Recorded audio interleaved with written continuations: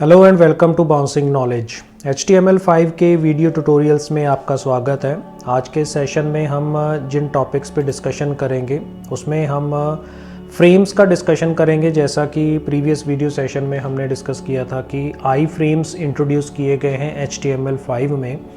पुराने वर्जन्स के अंदर फ्रेम्स को यूज़ किया जाता था और टारगेट एट्रीब्यूट के बारे में भी डिस्कशन करेंगे कि फ्रेम्स में ये टारगेट एट्रीब्यूट कैसे काम करता है। लेकिन उससे पहले हम रीकैप कर रहे हैं अपने प्रीवियस वीडियो सेशन का, जिसमें हमने ये जाना कि आई फ्रेम क्या होता है, उसकी हाइट और विड्थ प्रॉपर्टी को हम कैसे सेट कर सकते हैं, और आई फ्रेम के साथ अगर हमें लिंक टारगेट को यूज़ करना है तो उसे कैसे यूज़ किया जा सकता है। इन सब के हमने एग्जांपल्स डिस्कस किए। आई होप कि आपको ये कॉन्सेप्ट अच्छी तरह से क्लियर हो गया होगा। तो चलिए आज के टॉपिक की बात करते हैं, फ्रेम्स को यूज़ करना। कई बार हमारी रिक्वायरमेंट होती है कि हमें ज़्यादा कंटेंट एक पेज पर दिखाना होता है, तो इसको अचीव करने के लिए हम क्या कर सकते हैं, अपने ब्राउज़र को मल्टीपल पेन्स के अंदर डिवाइड कर सकते हैं और हर पेन के अंदर हम एक अलग फाइल, जिसको पिक्चर भी कहा जा सकता है या वेब पेज कहा जा सकता है, डिस्प्ले किए जा सकते हैं। और इसके लिए हम फ्रेम सेट एलिमेंट का यूज़ करते हैं। एडिशनली इसके अंदर फ्रेम एलिमेंट भी यूज़ होता है ताकि हम ब्राउज़र विंडो के अंदर मल्टीपल पार्टीशंस जो हैं वो क्रिएट कर सकें और हर पार्टीशन के अंदर हम एक अलग फाइल, अलग वेब पेज ओपन कर सकें। तो ये कैसे किया जाएगा उसको हम समझते हैं टाइप्स ऑफ फ्रेम्स के अकॉर्डिंग। तो जो हमारा ब्राउज़र विंडो है वो 3 मैनर्स में डिवाइड किया जा सकता है। पहला होता है रो वाइज, हम उसको डिवाइड कर सकते हैं। दूसरा कॉलम वाइज डिवाइड किया जा सकता है और तीसरा हम नेस्टिंग फ्रेम्स को भी इम्प्लीमेंट कर सकते हैं। तो फ्रेम सेट एलिमेंट जो है वो सिर्फ हेड सेक्शन में ही यूज़ किया जाता है, जो अकॉर्डिंग पुराने वर्जन्स के अगर बात की जाए तो ये फ्रेम सेट टैग जो है ये सिर्फ हेड सेक्शन में काम करता है। और जिस फाइल में हम फ्रेम्स को क्रिएट करते हैं उसमें एडिशनली कोई दूसरा काम नहीं किया जा सकता। तो ये इसकी लिमिटेशन थी, जिसको दूर करके HTML5 के अंदर आई फ्रेम इंट्रोड्यूस किया गया है। उसमें क्या होता है कि जिस फ्रेम में आप फ्रेम्स क्रिएट कर रहे हैं उसमें आप एडिशनली अपना दूसरा कंटेंट भी यूज़ कर सकते हो, दिखा सकते हो। तो ये समस्या जो पुराने वर्जन्स में की थी, इसी वजह से हमने ये पुराना वर्जन आपके साथ शेयर किया है ताकि आप उन दोनों में डिफरेंशिएट कर सकें कि नए आई फ्रेम्स का इम्पोर्टेंस क्या है। तो यहाँ पर हम उसका एग्जांपल के थ्रू समझते हैं। सबसे पहले एग्जांपल देख लेते हैं रो वाइज इम्प्लीमेंटेशन का। यहाँ पर हमने फ्रेम सेट एलिमेंट को यूज़ किया है, जिसको रो वाइज हमने डिवाइड किया है 30 और 70 के रेशियो में। यानी हमारा जो पहला फ्रेम है वो 30% कवर करेगा स्क्रीन का, ब्राउज़र विंडो का, और 70% यूज़ करेगा दूसरा फ्रेम। और फर्स्ट फ्रेम के अंदर हम virat.jpg की फ़ाइल ओपन कर रहे हैं और उसको हमने नाम दिया है F1। और दूसरे फ्रेम के अंदर हम dhoni.jpg फाइल को ओपन कर रहे हैं और उसको हमने नेम दिया है F2। और फ्रेम सेट को क्लोज कर दिया और इस तरीके से ये वर्क करेगा। इसी को हम कॉलम वाइज भी यूज़ कर सकते हैं। तो ये कॉलम वाइज रिप्रेजेंटेशन में सिंपली चेंजेस क्या होंगे कि रोज़ की जगह पे कॉल्स आ जाता है और इसको हमने 50-50 का एरिया जो है वो स्पेसिफाई कर दिया है।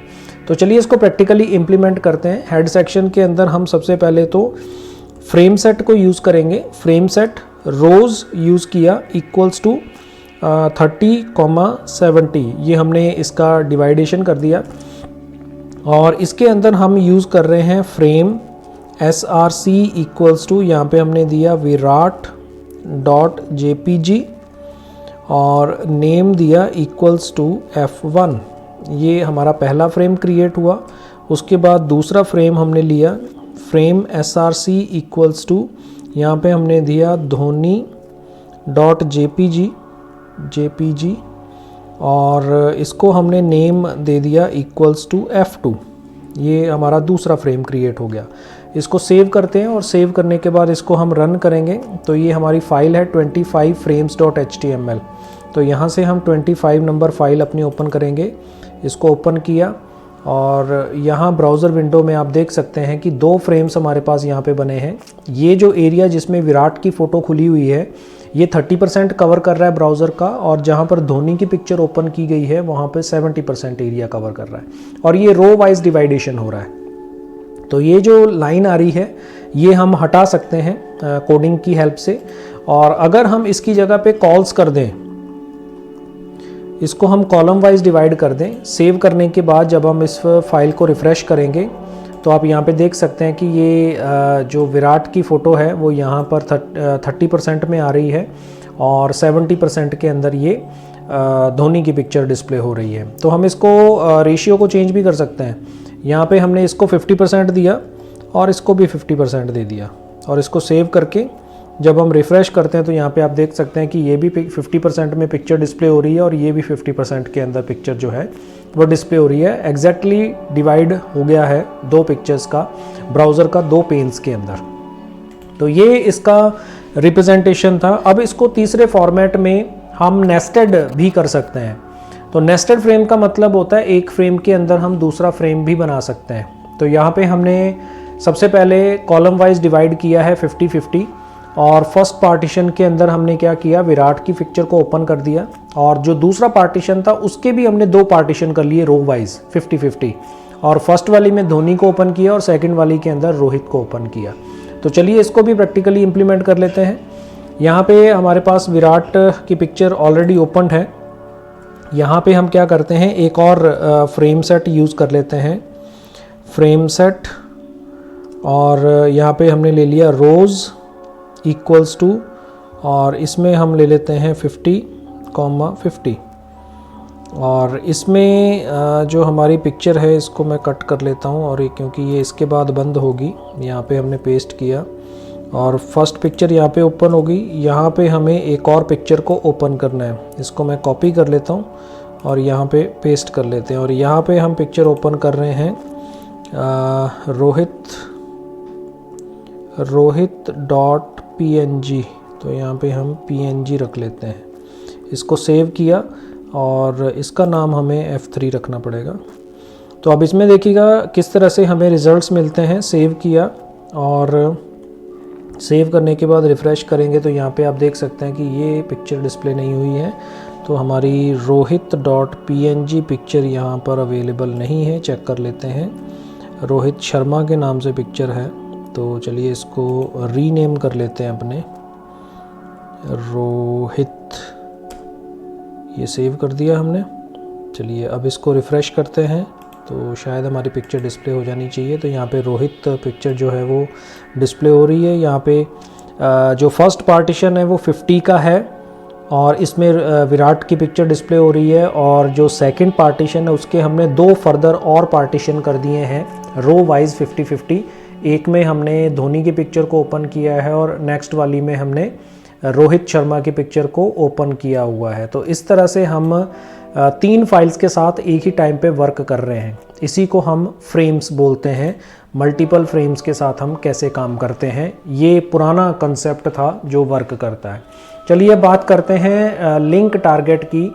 तो जैसे हमने आई फ्रेम्स के अंदर डिस्कस किया कि लिंक को यूज़ किया जा सकता है, सिमिलरली हम यहाँ पर भी लिंक टारगेट का यूज़ कर सकते हैं। उसके लिए हमें नेम एट्रीब्यूट का यूज़ करना होता है और जो एंकर टैग हम यूज़ करते हैं लिंक जनरेट करने के लिए, उसमें हमें टारगेट एट्रीब्यूट को यूज़ करना होता है, ये स्पेसिफाई करते हुए कि वो पर्टिकुलर फाइल को हमें फ्रेम के कौन से पार्ट में ओपन करना है या कौन से फ्रेम में उसको ओपन करना है, उसका नेम हमें स्पेसिफाई करना होता है। तो इसका भी एग्जांपल हम देख लेते हैं। यहाँ पे हमें 2 फाइल्स क्रिएट करनी होती है। एक हमारी links.html की फ़ाइल है जिसमें हमने लिंक क्रिएट किए हैं। तो सबसे पहले हम वो लिंक वाली फ़ाइल क्रिएट कर लेते हैं। यहाँ पर मैं इसको सेव एज़ कर लेता हूँ, सेव एज़ किया और इसका नाम हम रख लेते हैं 25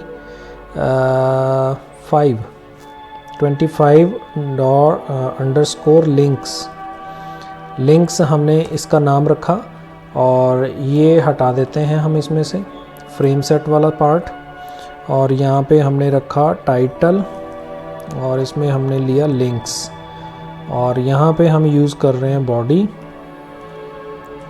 और बॉडी के अंदर यहाँ पे हमने यूज़ किया H3 लिंक्स या इंडियन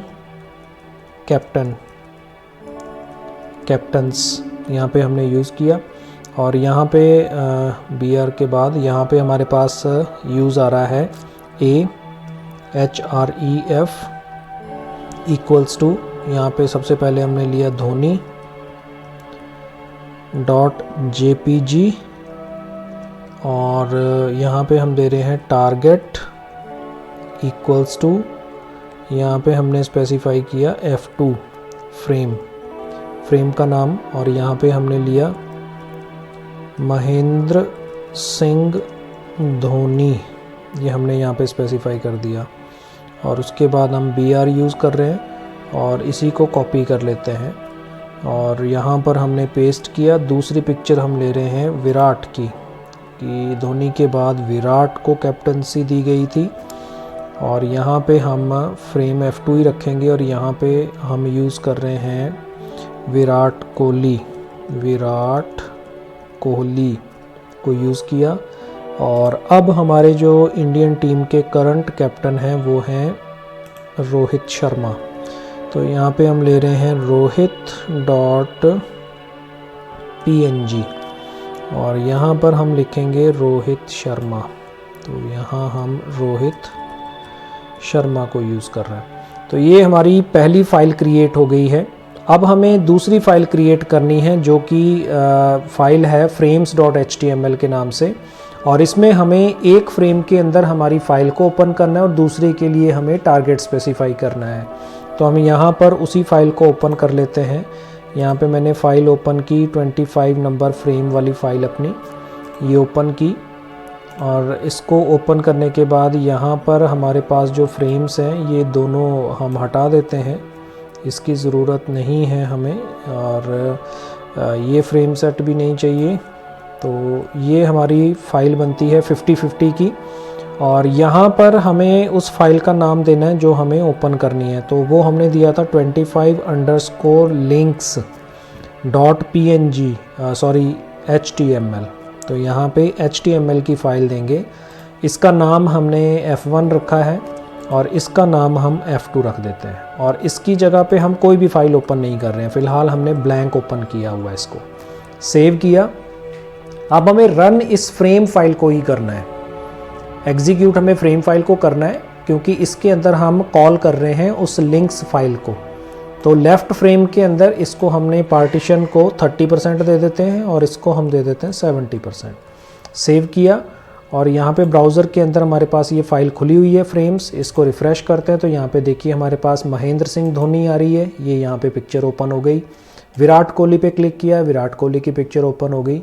रोहित शर्मा पे क्लिक किया तो रोहित शर्मा की पिक्चर ओपन हो गई। तो ये वर्क है हमारी टारगेट प्रॉपर्टी का, जो हम फ्रेम्स के साथ यूज़ कर सकते हैं।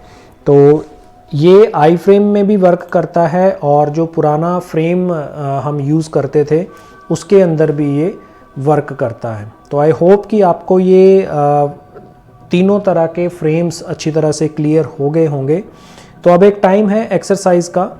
एक्सरसाइज नंबर 6 में आपको नेस्टेड फ्रेम्स का यूज़ करते हुए ये फ्रेम जनरेट करना है, जिसमें हमने टोटल 5 फ्रेम्स क्रिएट किए हैं, जिसमें आपको वो कोई भी फाइल ओपन नहीं करनी है।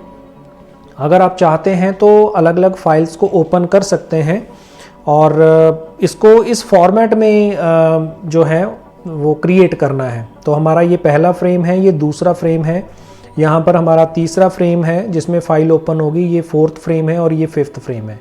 तो ये आउटपुट आपको जनरेट करने की कोशिश करनी है फ्रेम्स का यूज़ करते। आई फ्रेम का यूज़ नहीं करना है हमें, सिंपली जो पुराने वर्जन का फ्रेम है उसका यूज़ करते हुए ये लेआउट तैयार करना है। अपने ब्राउज़र विंडो को इस तरह से डिवाइड करना है ताकि हम 5 फाइल्स को इसके अंदर ओपन कर सकें। आई होप कि आप इस सॉल्यूशन को तैयार कर लेंगे। नेक्स्ट वीडियो सेशन में हम इसके सॉल्यूशन के साथ आपके सामने एक बार फिर हाजिर होंगे। तो इस वीडियो में फ़िलहाल इतना ही। Thanks for watching.